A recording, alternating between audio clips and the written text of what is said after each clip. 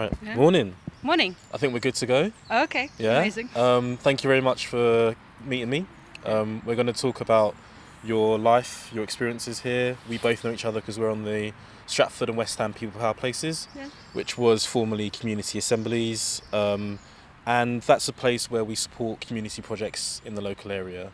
So maybe just introduce yourself, who you are, and we'll get into that conversation.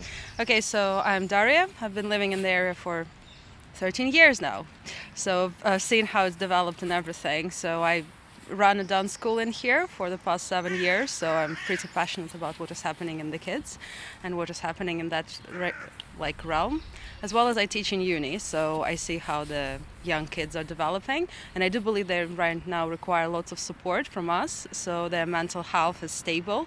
As I feel like it's harsh when during the first year, 80% of them struggle with mental health and need to go approach NHS for support. So that's why I got involved, and just to see what is going on, and maybe in future as well, get involved, apply for grants, and do some changes. Amazing. So maybe just talk about your work a little bit more. Okay. So dance as a therapy, dance as a way of expression, No. Or dance has been an interest for you? Not really. Like the story is bizarre as well. So it started Tell us. after me giving birth, and I found that there's a lot of activity for moms with kids. Okay. Like you can't go to the gym because rarely they have crashes for kids. So it was a little bit bizarre when we meet with moms in the playgrounds or playgroups, and it's we really want to get back in shape, but there's literally nothing around. And I was like, okay, so I have a friend, let's do dance classes later in the evening when kids are asleep and we have time, let's put it this way. So it started literally as a mom dance group, and then they were like, but we have kids and they want to dance also, so can you do something? And it's okay. So long story short, basically then we opened kids classes. So now it's 7 years running, it's around 100 kids that I work with. But it's like normal dance school. We do competitions if they want to, we perform. But it's just generally for me, and just to see their development. And I adore when you have a child that lacks confidence, and then they just slowly open up. I think that's the biggest achievement for me, when I just see that growth. Amazing. But yeah, so that's just thing. And then that you I also see them at later stages. So you said, was that uni, first year, or? At uni, yeah, but at uni I teach marketing, Okay. so it's a little bit different aspect of thing. But I do teach in uni, and it's different kids because it's different universities and people from around the background. But I was shocked, literally shocked, when I was warned by the dean essentially that first year is hard and everything, and I was like, yeah, I remember my first year, obviously it's hard, you just start new an people. Adjustment, to more independent learning. But I was shocked that literally kids, they don't really know how to take care of themselves. The biggest thing that I see is obviously they leave their parent houses, they go to the student accommodation, and it's just basic things that just kick them off. They are unaware that they need to clean. They are unaware that they need to cook. They are unaware that at work no one really cares for their feelings or all that type of stuff. The work just needs to be done, and that's such a shock that a lot of them just have mental breakdowns. It's quite usual, unfortunately, but it's true. And I feel sorry, but then as well I feel conscious that somehow we need to prepare them early on. I think it's schools and parents' responsibility prior to that, so they don't have to undergo so much stress. So and has that been something you think is kind of localized to families in a particular area, like here in East London, or you think generally across London, across country? I would say it's across country. Wow. Because the students, some of them are from London, different parts of London. Some of them, a lot of students come from up north or different parts into London, because you just have better quality of education or more opportunities for certain professions, not telling for all, but for certain ones. So it's a lot, but obviously it's just a parent that seems like at school we're somehow overprotecting them, like not overprotecting, but in essence we're not showing them the real world, and then they're just pushed into it at uni and they're just unable to cope, and that's scary. So I believe like if we would be more realistic with them throughout the period, then they would just be prepared, it would be just like a logical thing. Okay, yeah, I know what I need to do, like I'm confident, I know how things operate. Obviously at work I need to work, like the funny part was one of my programs is like digital storytelling, and they need to do a vlog for that task. And last year I had a couple of students that went on a research with me, where for a week they had to abandon all social media. It could be tough for some young people. Yes, it was. But like the funny part was, after like the first couple of days, they returned to me and they said, "You know what? At work, there's so many things that could be improved." And I was like, "Okay, so how long you've been working?" They're like 7 months, and you haven't seen it before. I said, "Yeah, because before I was like on my Instagram." And I was like, "Okay, but like at work, that's the whole point. If you want promotions, like you need to show that you're eager, and that's how you get it." So yeah, for quite a few of them that was an eye-opening exercise, and I was like, oh, like I thought everyone knew, like it's some things are quite, you think that they're obvious, but obviously for kids, like not always. No. And so there is a gap somewhere in their upbringing, you think, that hasn't been shared with them. They haven't had that exposure, they haven't had that insight. Yes, like pretty much that's what I hear back right now, especially from the one who undergo therapy. Like a lot of them return back and saying like, okay, so I had this mental breakdown during my first year, so now they're in their year 2, and they're like, okay, so now I need to sort things out. I understand that I am responsible, I am an adult, so there are certain things that I need to do. And it's apparent that's where they start understanding, okay, so, but literally, I could have learned it while I was at home. If I would be just, instead of taking the responsibility away from me, like my parents would show me like, you're in charge of that and you take all the decisions on the back of that, and it's that's your realm of responsibility. And you're already an adult in a certain way. Obviously a child, but we still can progress. Still forming, yeah. Yes, we still can learn and get educated, like do basic tasks at home, earn basic money, or like understand how to source our money, how to spread our money. Not the case of they're like, oh, I got my salary, let me go partying, and then, oh, but there is a rent and I haven't thought this one through, and then it's like spirals. So love to understand for some people who don't have either parents, guardians that can do that directly, we have this social welfare, social net that will capture them, and the government will intervene and try and support. Just love to get your thoughts on how far that should go, or whether there needs to be more of that, either from a local or national perspective.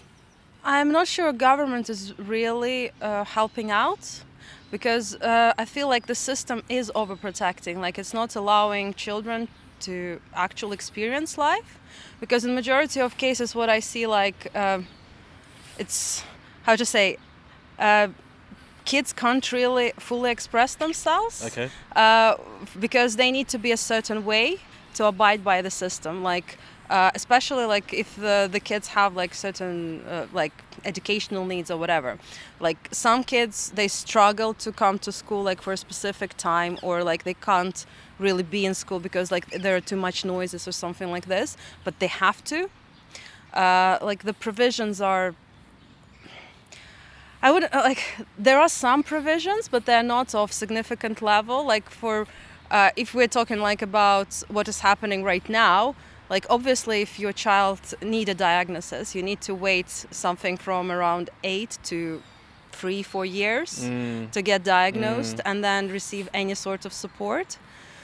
And then, I don't see the school actually understand the needs of those kids, because in certain ways, like it's not that the child, okay, if he has special educational needs, for example, it's not that right now he is disabled or that he can't do things. Like, they're fully disabled, they can do things. It's just like certain things need to be adjusted. But they need to be like learning. They shouldn't be afraid. It's funny, like, for example, when I pick up my son and, like, he wants to run, and the school is like, no running, you can fall. And I'm thinking, like, why do you conditioning my son that he can fall and that he should be scared from running? Like, that I understand you don't want to deal with the consequences, but the whole point of the childhood is actually to run, to learn how to fall, to stand up. So, like, that part, that thing is missing. And as well, school judges a lot. And then kids come back and they start saying, like, I'm smart or I'm stupid. But I'm just like, why? Why do you even know those words? Like, you're learning on your own, like, time frames. Like, you're learning. That's the full stop. Let's put it here. Today you made a mistake. Cool. At least you tried, like, have that type of mentality or perspective towards that. But the whole school system pretty much more conditions them towards the fact, like, I need to be scared of making mistakes. So then they're scared to try. Like, some of them, I'm not saying all of them, but if we're talking about the actual system, I'm not really, I do believe it needs to change drastically. Okay. Just because right now we live in the world when things changes too much. Like, you don't know what's going to be tomorrow, and we are sometimes not prepared, to handle so much change. But then our kids, obviously, we already understand there would be much more change happening to them and to their careers and, like, the job market. Yeah. I'd love to know where this passion comes from. I know you've been interested and you participate in kind of consultations at local council level, in local projects, etc. Yeah. Where did this first come from? Was it your parents who inspired you, or another family member? Or? Maybe. Like, my mom is a teacher. She's a math teacher. So, like, I've been in school as long as I remember myself, or, like, that's where I started, basically. I just observe it, but I was always inspired, like, to see the growth, to see the change, because with kids, it's miraculous how they're capable of so much change in such a short period of time. I will tell you one funny case. That was the most bizarre case to me. It was with my dance school, but once I had a father. He brought a daughter was 15 years old, so I was like, oh, like, it's teenagers. If they don't want to do something, like, you can't Most make teenagers, them. you can't force. And he was like, okay, she needs to gain confidence as a female, She needs to start feeling confident in her own body and everything else. And I was like, right, but she doesn't want to dance. And she was like, no. Father was like, I don't care. She just need to go and do it. I was like, right, that would be a very interesting spree that we're going to have. But from a girl that was so shy and timid of, like, to start moving at all, within a year, she became like a confident person that was like, yeah, I'm out there, I can do it, I can go on stage, like, I know my worth. And I was like, whoa, like, how? Like, obviously, yes, there was a journey, like, we've done lots of work, but this change is just, like, it's so inspiring. I think that drives me more than anything else, because obviously, like, dealing with the system, dealing with other issues, those are harsh. Yeah. Those drain you.